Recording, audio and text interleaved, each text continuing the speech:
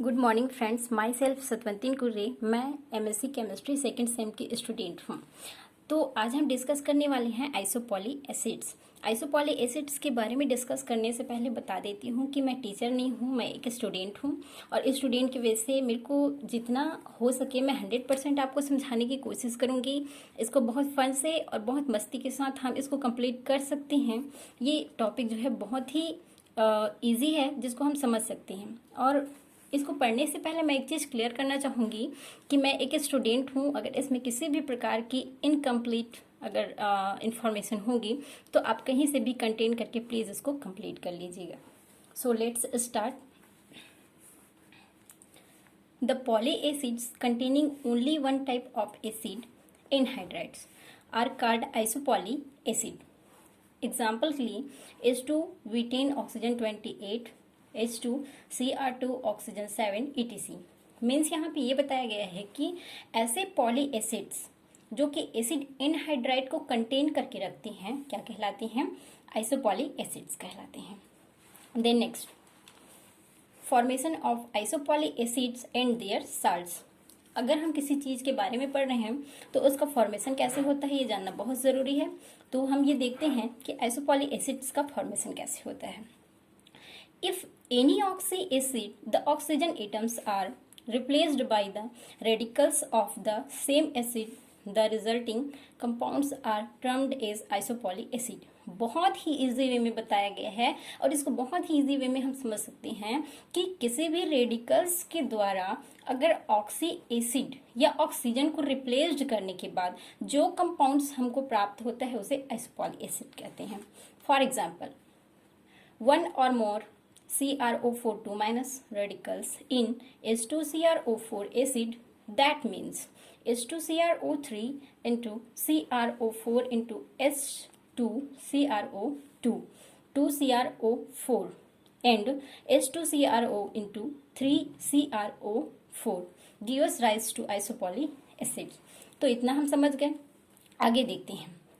This may also be defined as the compounds derived from a simple acid by the elimination of water molecule from two or more molecules of same acids।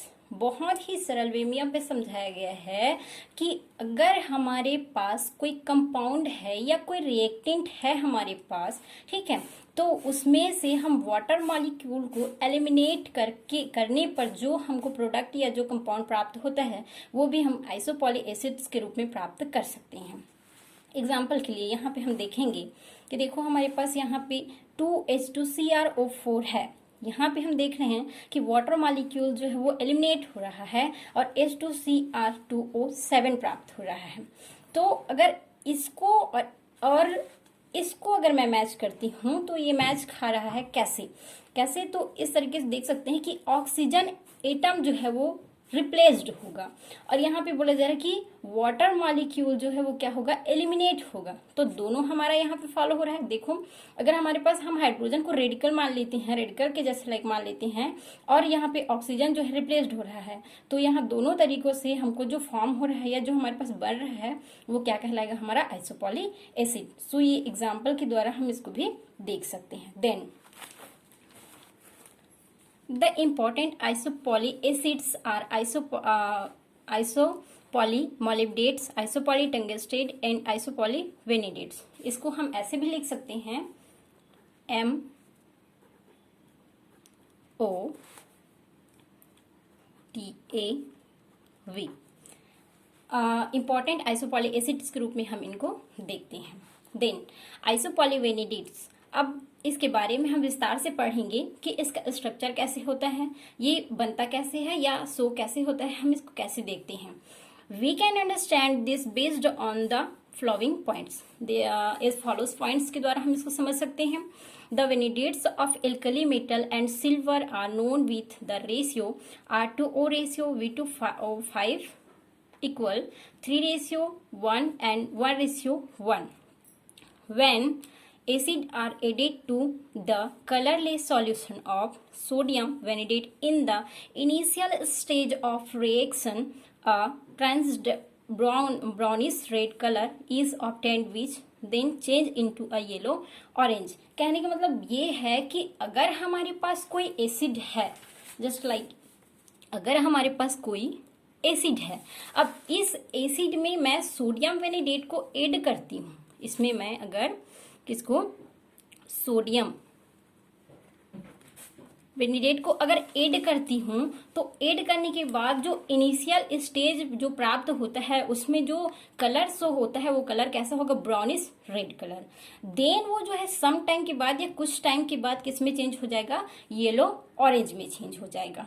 ठीक है, इतने में एक बार और मैं repeat कर देती हूँ कि अगर हमारे पास कोई एसिड है उसमें सोडियम वेनिडेट को अगर मैं ऐड करती हूँ तो और सोडियम वेनिडेट जो है वो कैसा होगा, कलरलेस होगा। ठीक है, तो ऐड करती हूँ तो इनिशियल स्टेज में हमको क्या प्राप्त होगा, इनिशियल स्टेज में ब्राउनिश रेड कलर जो है वो हमको फाइंड होगा।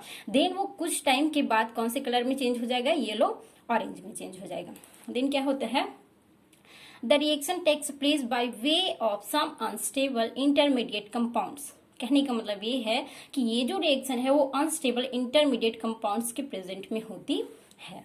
Then this is indicated by the fact because of the pH of such acidified solution takes time to attain steady value from such acidified solution salts with various R2O ratio V2O5 ratio have been isolated। कहने का मतलब ये है यहाँ पर कि इससे यह इंफॉर्मेशन मिलता है कि इस तरह की सॉल्यूशन के लिए पीएच वैल्यू के कारण जो हमारा ये रेशियो है वो जो है डिफरेंट टाइप से हमको प्राप्त होता है।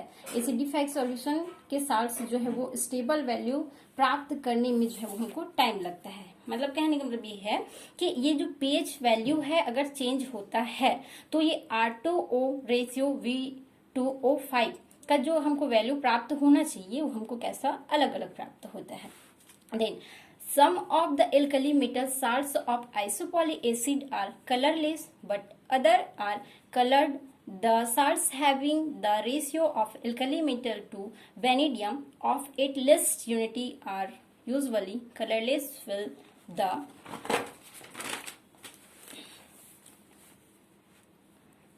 salts having the ratio of alkali metal to vanadium less than unity are colored and are formed in acid solution.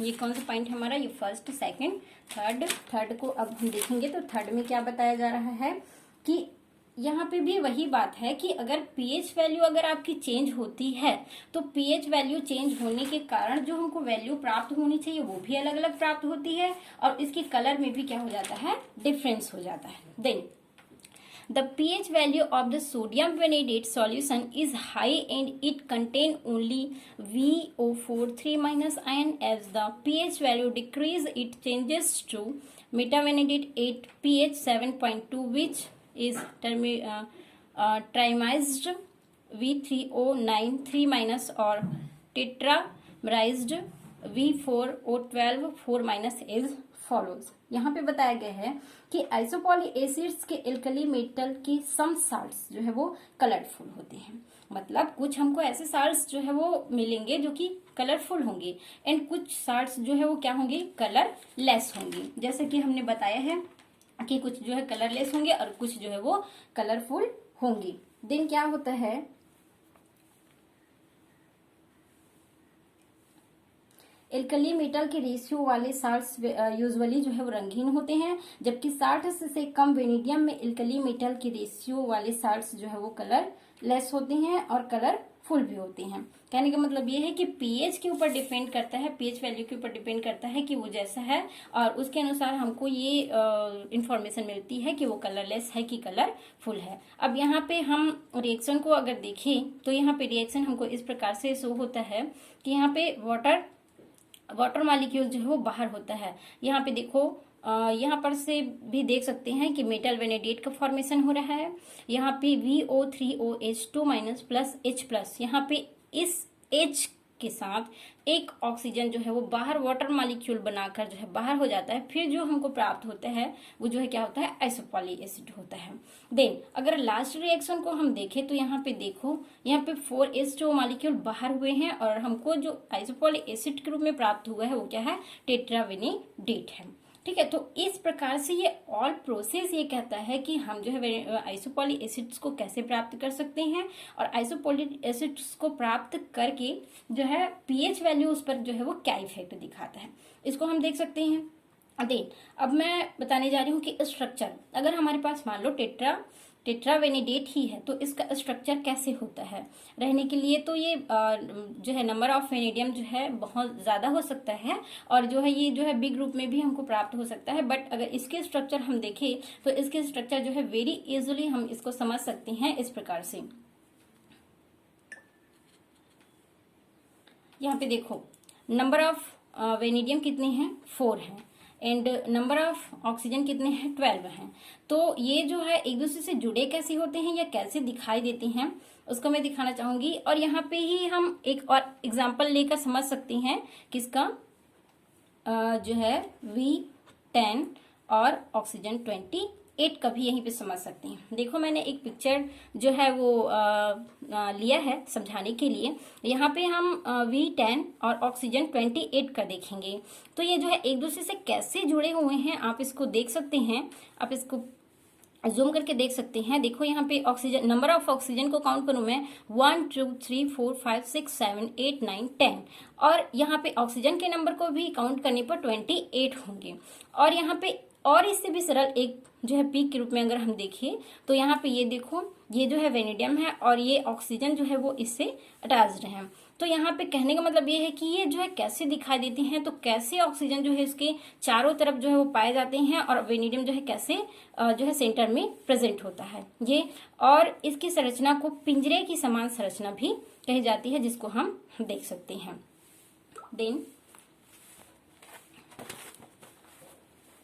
1 for the decrease of pH value means VO2 plus ion is formed which finally changes to hydrate V2O6। यहाँ पे बहुत ही सरल तरीके से हम इसको समझ सकते हैं। यहाँ पे बताया गया है कि पीएच वैल्यू में और कमी आने पर क्या होता है, पीएच वैल्यू में और कमी आने पर मतलब ये कि 2VO2 प्लस आयन बनता है जो कि लास्ट में V2O6 को क्या हाइड्रेट करने के लिए बदल जाता है। मतलब यहाँ पे पीएच वैल्यू अगर चेंज होता है तो ये इसको जो है ये बनने के लिए क्या कर देता है, हाइड्रेट बनने के लिए क्या कर देता है, चेंज कर देता है।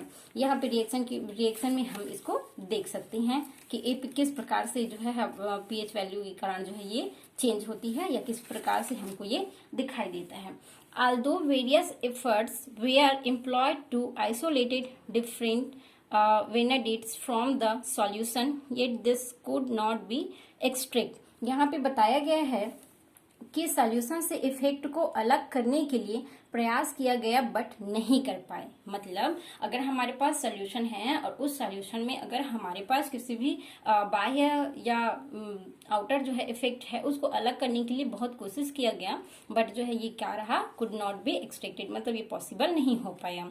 ठीक है, इस प्रकार से अगर हम वेनेडियम को आइसोपॉली एसिड्स के रूप में देखें तो बहुत ही इजी वे में हम इसको क्या कर सकते हैं, समझ सकते हैं कि ये किस प्रकार से जो है हम इसका डेफिनेशन, फिर किस प्रकार से ये जो है बनता है या कैसे ये होता है, ये सारी जो है प्रोसेस जो है वो हम देख सकते हैं पॉइंट टू पॉइंट, और देखने के बाद जो है ये इसको बता सकते हैं कि किस प्रकार से ये होता है।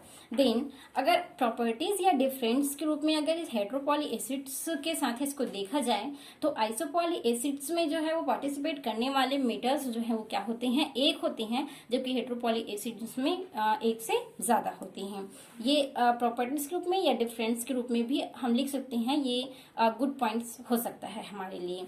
एंड लिमिटेशंस जो है इसका ये है कि ये जो है वो हाइपोथेटिकल है। हाइपोथेटिकल कहने का मतलब ये है कि ये जो है अभी तक रियल में प्रेजेंट नहीं हुआ है। इम्पॉसिबल इन बिहेवियर में ये जो है वो इम्पॉसिबल है। The amount of water in the acid has not been stated, मतलब हमने यहाँ पे रिएक्शन में जो वाटर जो है वो लिया है, जो वाटर का नंबर लिया है या वाटर कितना जो है वो यूज हुआ है हम लोगों ने देखा, तो उसको अभी तक ये बताया नहीं गया है कि कितने अमाउंट में वो हो सकता है। इस प्रकार से हम लोगों ने देखा। अब इसका रेफरेंस देख लेते हैं। इसका रेफरेंस जो है वो मैंने इसका कंटेंट जो है वो S K Agarwal and Kimtilal books and Google and YouTube से मैंने इसको कंटेन किया है। अगर इस तरीके से हम जो है क्या कर सकते हैं, आइसोपॉली एसिड्स को समझ सकते हैं। बहुत ही इजी है, आप इसको अच्छे से देख सकते हैं। और लास्ट में तो मैं यही कहना चाहूंगी कि जितना मेरे पास जो है कंटेंट हो पाया मैंने आप लोगों को एक्सप्लेन किया है। अगर इसमें किसी भी प्रकार की कमी हो तो प्लीज आप उसको कंटेन करके आप अपना 100% कंप्लीट नोट्स प्रिपेयर कीजिए और एग्जाम के लिए best of luck. Thank you so much for watching this video.